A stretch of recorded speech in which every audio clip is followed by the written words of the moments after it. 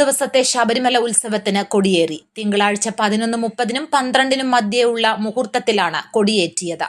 തന്ത്രി കണ്ഠരര് മഹേഷ് മോഹനര് മുഖ്യ കാർമ്മികത്വം വഹിച്ചു. ചൊവ്വാഴ്ച മുതൽ മാർച്ച് 31 വരെ എല്ലാ ദിവസവും ഉച്ചപൂജയ്ക്ക് ശേഷം ഉത്സവബലിയും വൈകിട്ട് ശ്രീഭൂതബലിയും ഉണ്ടാകും. 31-ന് രാത്രി പള്ളിവേട്ട നടക്കും. രാത്രി വിളക്കെഴുന്നള്ളിപ്പും പൂർത്തിയാക്കി പള്ളിവേട്ടയ്ക്കായി ശരംകുത്തിയിലേക്ക് എഴുന്നള്ളിപ്പും നടക്കും.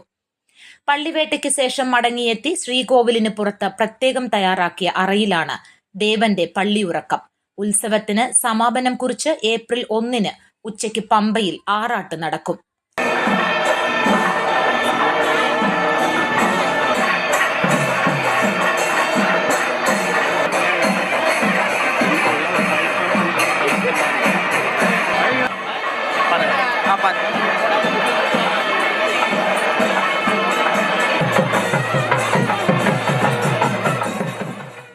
News bureau, Pathanamthitta.